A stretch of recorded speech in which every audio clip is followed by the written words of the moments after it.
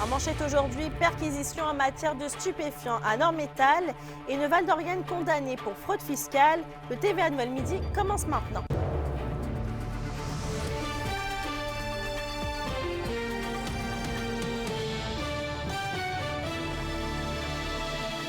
Bon midi tout le monde et merci de nous avoir choisis.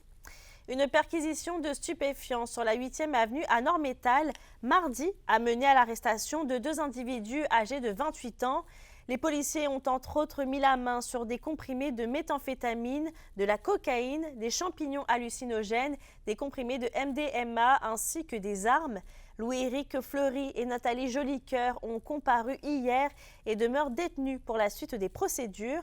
Des accusations reliées aux stupéfiants ont été déposées contre eux et c'est la 2e fois en 2 ans que la résidence ciblée est perquisitionnée par la SQ. Et on reste sur la scène judiciaire puisqu'une Val-d'Orienne est condamnée à purger une peine d'emprisonnement discontinue de 90 jours pour des infractions relatives à des lois fiscales. Odette Richard doit également payer une amende de plus de 89 000 $. La femme de 65 ans a plaidé coupable le 22 janvier dernier à 3 chefs d'accusation concernant la loi sur l'administration fiscale au palais de justice de Val-d'Or. Et elle est l'administratrice d'une entreprise dans le domaine de décoration intérieure et a produit des déclarations de taxes pour les périodes de janvier 2016 à juin 2020 qui sont jugées soit fausses ou trompeuses notamment. Sur une note plus triste maintenant, un accident de travail a coûté la vie à un travailleur de l'entreprise de construction VX Inc. en décembre dernier à Saint-Mathieu d'Aricana. Et qu'Emilia, la CNESST vient tout juste de dévoiler les conclusions de son enquête.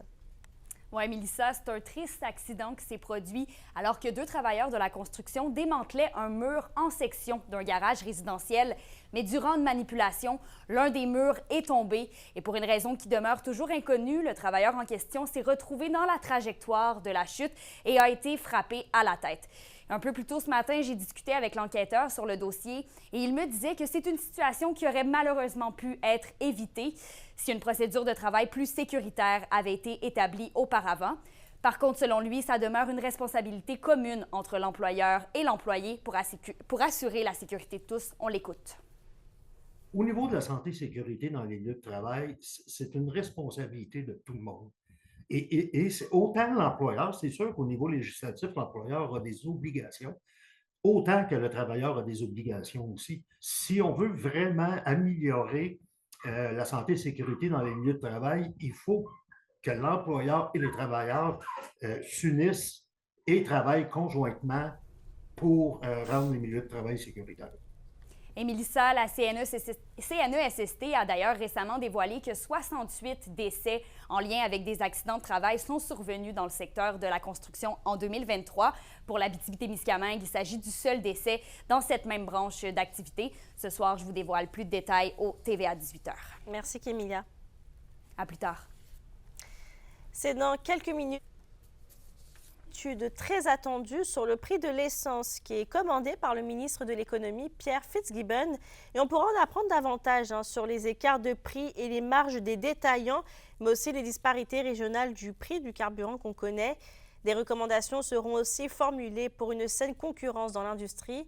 Et cette semaine, en Abitibi-Témiscamingue, on rappelle que la moyenne à la pompe est de 1,79 $, alors que la moyenne québécoise se situe, elle, à 1,75 $. La question du jour TVA, une présentation de Mobilier Bélan qui vous offre depuis plus de 50 ans un service de qualité et un grand choix de matelas, mobilier, électro au prix compétitif que vous recherchez. À la question du jour, on vous demande, souhaiteriez-vous que le prix de l'essence soit le même partout au Québec? Pour voter et commenter, rendez-vous au tvaabitibi.ca. Et d'ailleurs, on est allé à votre rencontre ce matin, donc voici vos premières réponses. Bien sûr, bien trop cher. Ici, mais lorsqu'on est allé une fois à Beaumont, il était à un moment donné 6 cents de plus. Fait que ça dépend, mais en Abitibi, on paye pas mal. Écoute, moi j'en ai entendu des places où c'est moins cher. Écoute, j'ai voyagé un petit peu au Québec, puis je vois que c'est un petit peu moins cher à d'autres places. Écoute, quand on va vers Montréal, on voit que ça descend un petit peu, on voit que ça remonte à certaines places, on voit que c'est pas nécessairement égal partout, nécessairement. On s'en va vers les Laurentides, on voit que c'est beaucoup moins cher qu'ici. Fait que c'est difficile à comprendre qu'une région éloignée, qu'on a besoin beaucoup d'essence, bien, paye aussi cher que ça, là. En économie maintenant, la Chambre de commerce Thémis Accor pourra finalement être relancée. Une rencontre avec la communauté d'affaires mardi a permis de jeter les bases sur un prochain conseil d'administration. Des personnes ont partagé leur souhait de se joindre à l'organisation et on rappelle que la structure était menacée de disparition depuis le départ de l'ancien président et d'autres administrateurs. Une séance d'échange pour joindre le conseil d'administration aura lieu bientôt. Dans un autre dossier maintenant, c'est la semaine prochaine que vont débuter les travaux du carrefour giratoire des routes 111 et 117 à Val-d'Or. À nouveau, Kémilia La Liberté qui fait le point sur le chantier. Les usagers de la route du quartier Solovine de Val-d'Or vont devoir planifier leur déplacement dans les prochaines semaines puisque le carrefour giratoire de la route 111 et 117 va être réaménagé pour devenir double. Les travaux vont débuter mardi prochain, le 21 mai, et devraient se terminer à la mi-octobre. Pendant les travaux, on va fermer l'approche sud complètement et on va aussi interdire les manœuvres de virage à gauche. En interdisant ces manœuvres-là, on assure une meilleure continuité de la circulation. On n'a pas de manœuvres conflictuelles, donc ça va améliorer la sécurité et la fluidité. Près de 21 000 véhicules utilisent le chemin chaque jour et selon le ministère des Transports, le carrefour giratoire ne répond plus au débit de circulation. L'ingénieur à la direction de projet, Mathieu Roussy, n'anticipe toutefois pas de congestion majeure durant les périodes de travaux. C'est sûr que présentement, on en a déjà.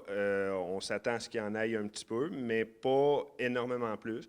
Du côté du réseau municipal, c'est quand même difficile d'évaluer l'impact parce qu'on sait que les gens vont choisir leur propre chemin pour retourner à la maison. Mais on ne s'attend pas à des impacts si importants que ça là, sur la circulation. Quelques détours sont par contre à prévoir. Le plus long détour, on parle d'environ 7 km. C'est pour les gens qui arriveraient de Sullivan et voudraient se rendre vers Mont-Laurier. On les apporte vers le giratoire de la 3e avenue Boulevard Barrette pour faire un demi-tour et retourner sur la 117 Sud, là, qui est un détour d'environ 7 km. Le chantier qui va s'échelonner sur 5 mois et demi représente un investissement de 12 millions de dollars. Une séance d'information publique va d'ailleurs se tenir ce soir entre 19h et 20h30 à l'église Saint-Bernard du quartier Solovine. Kémilia La Liberté, RNC Nouvelles, Val-d'Or. Le député fédéral de Louis-Saint-Laurent du Parti conservateur Gérard Deltel était de passage hier en Abitibi-Témiscamingue. Il en a profité pour rencontrer les gens de la région afin de prendre le pouls des enjeux. Entrevue de Félix Blaquière. Pour commencer, c'est quoi la raison de votre visite aujourd'hui dans la région? Oui, on fait une tournée du Québec. Tous les députés, on visite toutes les régions du Québec. Puis il était très important pour nous de venir ici en Abitibi. Et vous savez, le meilleur politicien, c'est pas celui qui parle le plus, c'est celui qui écoute le plus pour mieux parler à paix. Alors, c'est ça qu'on a fait aujourd'hui.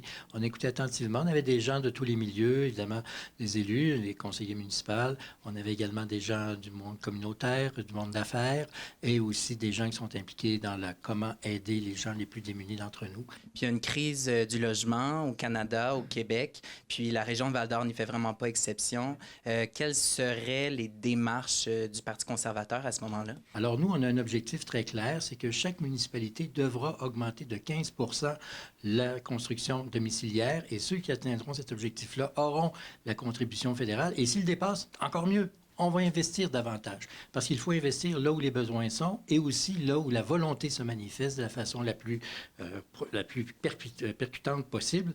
Et c'est ce message qu'on a voulu passer aujourd'hui. Oui, on sera là pour aider les villes qui veulent construire du bâtiment, des logements. Et on sait que bâtir des logements, bien, ça comprend tous les types de logements. Maintenant, en matière d'immigration, vous savez, il y a une pénurie de la main-d'œuvre dans la région. Ça serait quoi la direction de votre parti en rapport avec ces deux enjeux-là? Je pense qu'on a beaucoup à apprendre ici de l'Abitibi. Peu de gens le savent, mais il y a une centaine d'années, quand il y a eu la création de l'Abitibi avec les mines, il y a eu un afflux de citoyens qui n'étaient pas nés au Canada très majeur. L'Abitibi est née de ce besoin-là d'avoir et d'accueillir des immigrants de d'autres pays, et c'est tant mieux. Il faut le faire. Mais encore faut-il que cette immigration-là soit réussie. La meilleure façon de réussir l'immigration, c'est avec l'emploi. Et Dieu sait qu'on en a ici. Et Dieu sait qu'on a des opportunités. Est-ce que vous avez des idées au moment où on se parle pour des mesures environnementales qui seraient pertinentes pour la région de l'Abitibi-Témiscamingue? Alors, les incitatifs fiscaux sur les nouvelles technologies, feu vert aux énergies vertes, l'avantage canadien est travailler main dans la main avec les Premières Nations.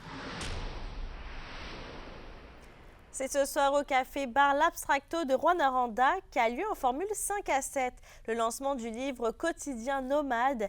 Les auteurs Jocelyne Béhic et Jean-René Chenard racontent leur périple sur les routes du monde, de l'Abitibi jusqu'en Amérique du Sud, de Québec à Terre-Neuve, de la Gaspésie vers l'Alaska, en passant par le canal de Panama. Ces voyageurs partagent leurs expériences. Le livre inclut plus de 150 images couleurs, dont certaines déclenchent des animations en réalité augmentée.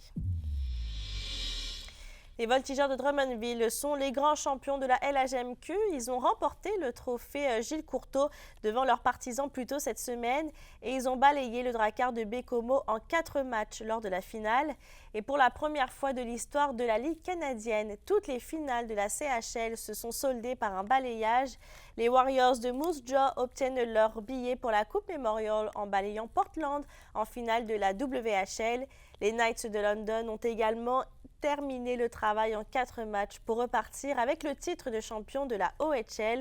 Et les 3 champions seront du côté des États-Unis pour disputer la prestigieuse Coupe Memorial en juin prochain. À la météo, on continue sur cette vague de beau soleil. Donc pour aujourd'hui, c'est généralement ensoleillé sur tous les secteurs. Il fera un maximum de 18 et 19 degrés. Pour ce soir et cette nuit, ça va être nuageux dans la région. Il va faire un minimum de 7 et 8 degrés. Je termine avec la Sûreté du Québec qui confirme le retour de son programme de cadets dans 74 villes et municipalités de la province, incluant la région. Ils vont donc assurer une sécurité accrue. Sur ce, je vous souhaite de passer une excellente journée et on se retrouve tout à l'heure.